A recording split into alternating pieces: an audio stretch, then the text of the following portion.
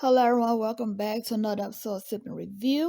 My name is Chantel, and today I will be doing a review on the Wendy Williams movie. So guys, as always, we're going to jump right into it. So, the scene started out with Wendy Williams. She was backstage and she was talking about her movie. So that's how they had everything set up. And the person that played Wendy Williams is Ciara Payton from one of my favorite shows by Tyler Perry, The Oval, which I cannot wait for the new season of The Oval because I will be tuned in. And she looked like Wendy Williams though, the way they had her made up, tall, with long legs, big breasts, just like Wendy Williams. So it started out with Wendy Williams' childhood, where she grew up at in Ocean Township, New Jersey. And her parents, they often poked at her for her weight. Now that part I did not like. So her mother told her, remember the code, TLTFTM. So we get to the birthday party, and Wendy was playing musical chairs, and the white girl was upset that Wendy won the game while playing musical chairs, and when Wendy sat in the chair, it broke. So everyone laughed at Wendy, and the girl's mother got mad, and she kicked Wendy and her mother out of the house, and she slammed her door in their face. When Wendy Williams' mother was trying to apologize to her, the girl's mother did not want to hear it. Now, I don't think Wendy broke that chair, and that's just how I feel about it. That's my honest opinion. That was an old-ass chair, and it was already raggedy, and I do not believe that she broke that chair. So, Wendy's mother, though, she must go through like several packs of cigarettes per day. Every time we saw her mother, she had a cigarette to her mouth. So, Wendy was a bedwetter, and her mom told her that her weight was putting pressure on her bladder, and that's why she was wetting the bed. First of all, her bladder don't have anything to do with her weight. That's BS. I never even heard of such a thing. So, moving on. Now, Wendy was saying that she knew as a kid that she wanted to be a radio personality. She had her first job in DC for Kathy Hughes. Now, why was Kathy blowing her cigarette smoke in Wendy's face when she first met her? That was an insult to me. I found that to be really disrespectful, and I felt like they felt some type of way because Wendy was dressed real nice. She had on a nice pair of heels, and she was working that dress. So, first of all, don't be blowing no smoke in my face. But Wendy, being a professional as she is, she just let it bypass her because she knew that she wanted that job. So, Wendy Wills was on a drug diet. That's how she kept her weight off. Disclaimer, don't try this at home. This is not a real diet. Drugs ruin lives and the people around them. And I know that to be facts growing up with a parent that was a drug addict. That is not a good look. And it's sad that she, used that as a way to help her keep the weight off because her parents made so much fun of her being an overweight kid that really affected how she felt about herself. She had low self-esteem about her body because of that. Now, after the things that she tried to lose weight wasn't working, it's sad that she opted out for that way. So Wendy Williams was interviewing Ricky Tony. She complimented him on how nice his voice was and that his baritone was nice. He asked her age, and she told him old enough. He invited Wendy to a party. First of all, You're working, and why would you go to a party with someone that you interview for your job? And I would have not trusted him because I had a feeling that she should not have trusted him before we even get to what actually happened. So, not to mention that she was too high to handle herself nor anything that came her way, because remember, she was in the bathroom doing drugs just before she interviewed him. So Wendy went to his hotel with him and they were drinking, and she was asking him, when are we going to the party? Because I'm assuming that he told her that they would stop at his house real quick before going to the party. So he was fresh out of the shower, and he took Wendy's drink from her, and he dropped his towel in front of Wendy's face, and he had his Johnson in her face, butt naked. Wendy tried to avoid having intimacy with him. He ignored her. No means no, first of all. So he raped her, what they call date rape. And that is something, a term that people still use. And afterwards, he told her to let herself out, as if it wasn't consensual, first of all. And for you to just tell her, let herself out, as if you didn't just assault her, sexually assault her, that is. And I would have clocked him in the head with the lamp and waited for the police to get there. So it's 12 minutes into the movie, and I'm already pissed at this point after seeing this scene where he raped her and treated her like she was a wet rag. Okay? So we move on to Wendy's co-worker. Asked her about her date last night with the rapist. And Wendy bypassed her question, and she didn't want to talk about his disgusting ass. So Wendy changed the subject and told her what she wanted her to know about, not about, what happened to her that night. First of all, I waited for the part of where she called the police to report the rape. Wendy went to the doctor to get tested after the rape for any type of diseases, and Wendy's drug habit got worse after that. It started getting to the point to where she was doing it more often. So Wendy got her second part-time job in New York, and it was on the station of Hot 103.5, now known as Hot 97. They hired her for a full-time position. She went from making $9,000 to $60,000. Now, Hot 97 fired Wendy 2 years later, and he told her to go get married and have some babies. Wendy Williams said that she was never unemployed for more than 2 weeks. She was all about her hustle. Her icon was Carol Ford at Kiss FM. Wendy finally got her break to fill in for Carol Ford. Wendy got a permanent spot on Kiss FM. So things were looking up for Wendy at this point.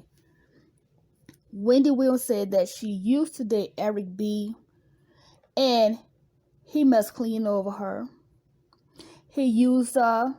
She was pregnant for Eric B, and she terminated her pregnancy without telling him that she was pregnant for him. So she let him drive her car. He had her late for work.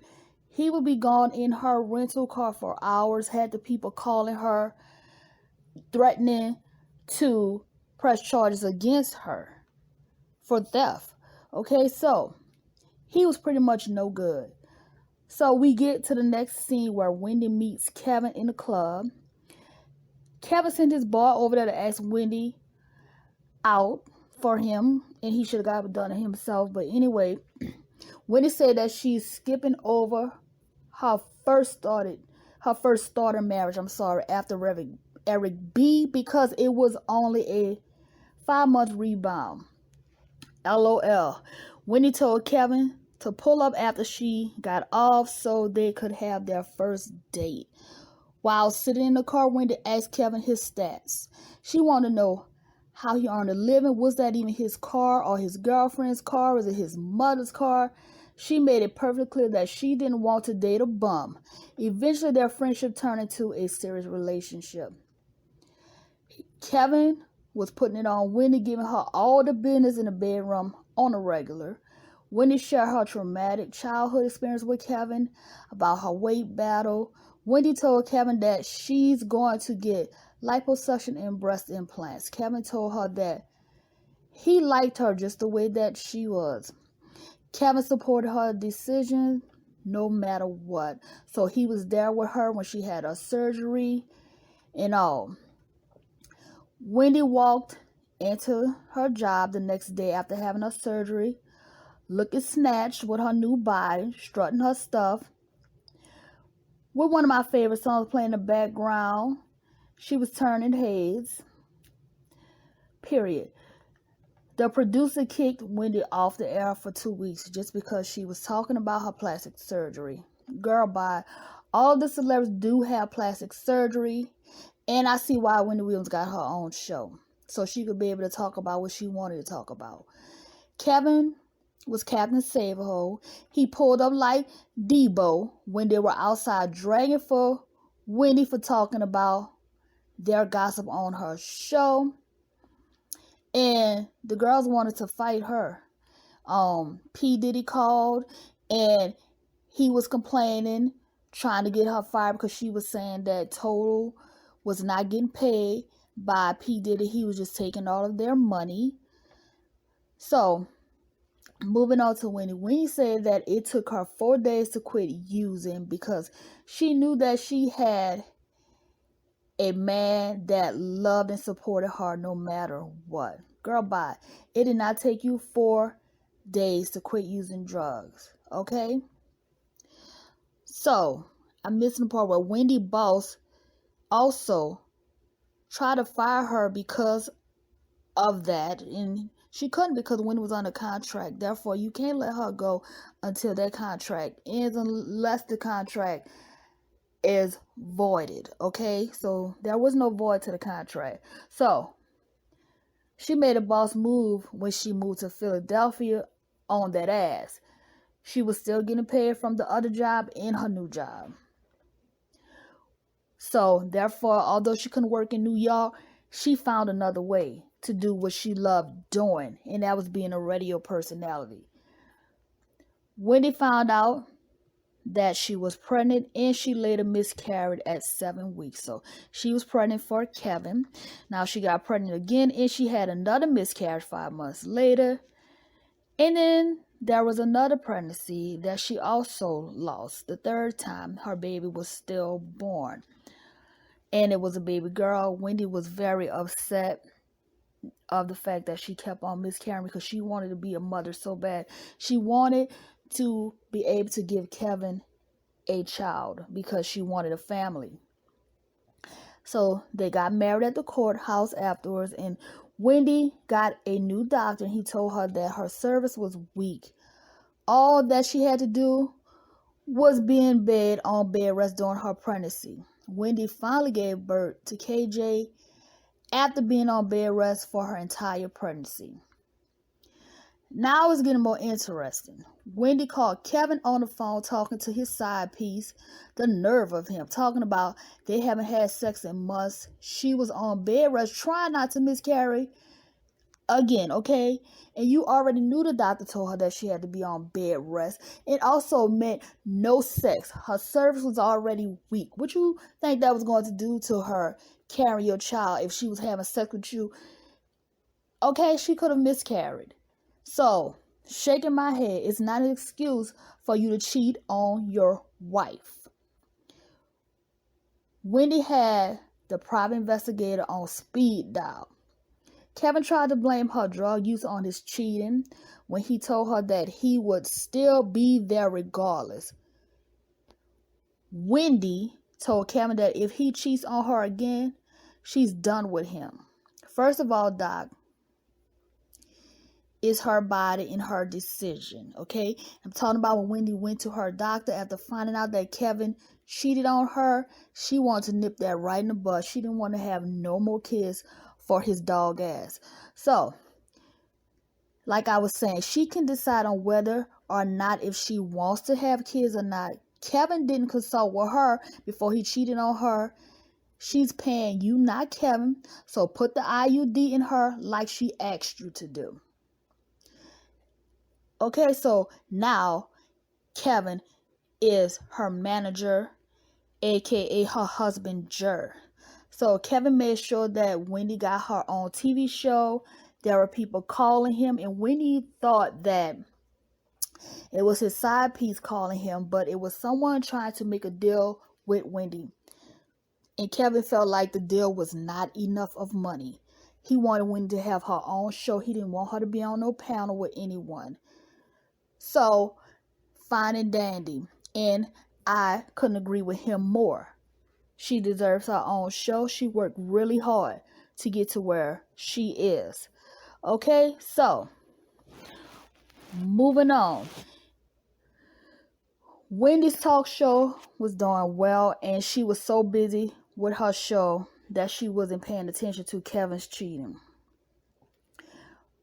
So Wendy spoke with Ryan, because Ryan also hung out with Kevin, and Ryan knew everything that Kevin was doing that was low down and dirty behind Wendy's back.